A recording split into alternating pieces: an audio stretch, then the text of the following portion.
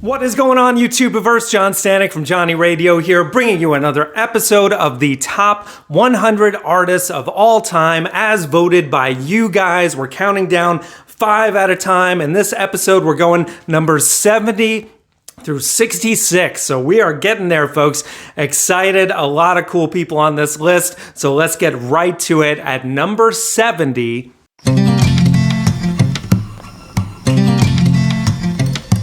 Paul Simon, one of the greatest singer-songwriters of all time. I mean, and as a solo artist, taking him out of Simon and Garfunkel, which one of the greatest folk rock duos ever, he accomplished so much just in the 70s. And then, of course, in the 80s, albums like Graceland were so groundbreaking, where he was one of the first artists to truly kind of do world music in a sense with the African band. Just so many great songs on that album. Under African Skies being my personal favorite. Of course, You Can Call Me Al was the big hit off of that one. But then, it's just so many songs throughout his career, like Me and Julio Down by the Schoolyard. You got the playful Paul Simon, 50 Ways to Leave Your Lover, kind of more of a jazzy Paul Simon. There's always different elements to what he can do, and he's such a great musician, such an underrated guitar player as well. Later in his career, songs like Outrageous and he's still out there doing his thing.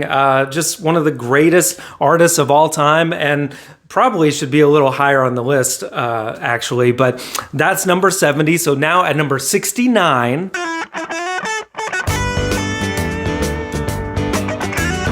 Steely Dan, the artistry of Donald Fagen and Walter Becker, the duo that's been doing it since the early 70s, and they're still more or less doing their thing. Haven't done anything in a few years, but... I'm not a big fan of theirs. I can see why a lot of people are, though, because very innovative in kind of a jazz rock fusion that they started earlier in their career and kind of delved deeper and deeper into as they went along. For me personally, I think I like their early stuff better. The early 70s, Do It Again, Reelin' in the Years, the big hits that you always hear. A lot of people tend to like their stuff where they went a little more out there on albums like Gaucho and Aja, if I'm pronouncing that correctly. But for me, I think Can't Buy a Thrill is my favorite record by them. As I said, not a huge fan, but definitely see why others love them. And they're at number 69. So now at number 68...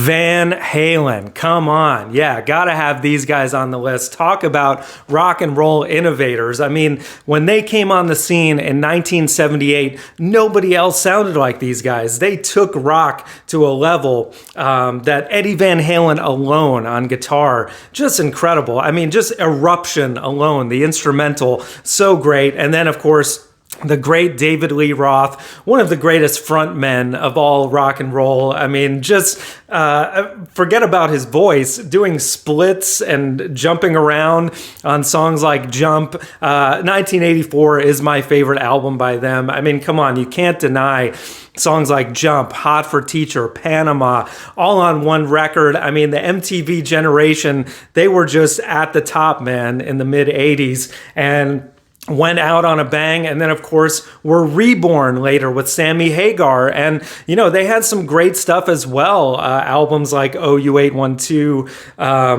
and more. I like their ballads a bit more, but for the hard rocking, just fun, unadulterated rock and roll, you gotta go with the DL Roth version of Van Halen. And it's cool now to see Eddie's son Wolfgang is now doing his own stuff to carry on the Van Halen name in a cool way. So awesome. Number 68. So now at number 67.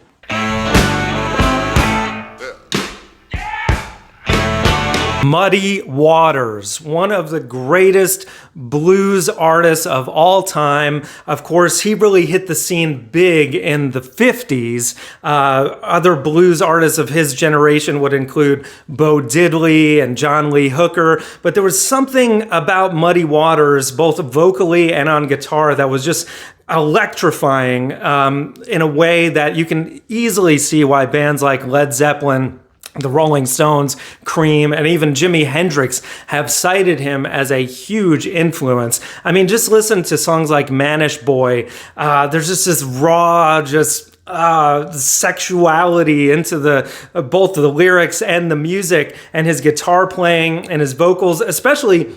I mean, just watch The Last Waltz, the band's going out concert from 1978. Just him being on the stage. He's such a presence as an individual. And, of course, songs like I'm a Hoochie Coochie Man and Rolling Stone and Got My Mojo Working, which ended up on Paul Butterfield Blues Band's debut. I mean, he was just the real deal, as authentic as it gets, and one of the great innovators of blues, and therefore one of the great innovators of all of rock and roll. So absolutely has to be on the list. So now at number 66,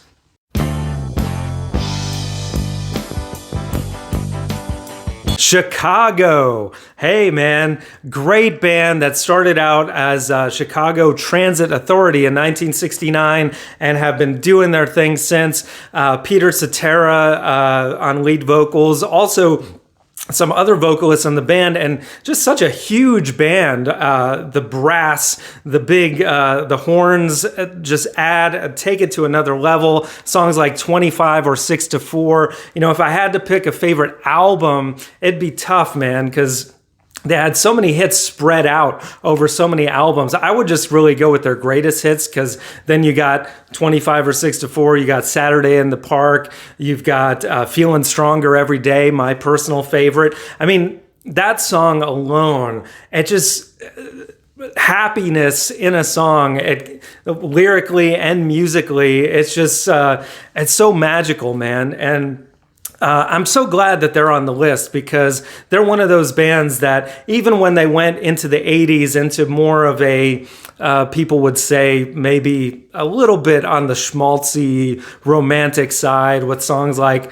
Hard to Say I'm Sorry, it's still top-notch quality, man, whether it's your cup of tea or not.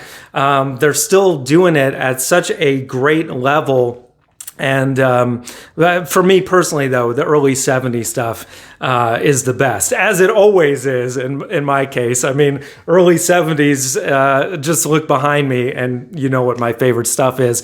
But guys, that's the list. Let me know in the comments below, is someone that you voted for making the list on this episode? What do you think of the list so far? Are there any upsets, like people higher than others on the list? I'm seeing a few as we go.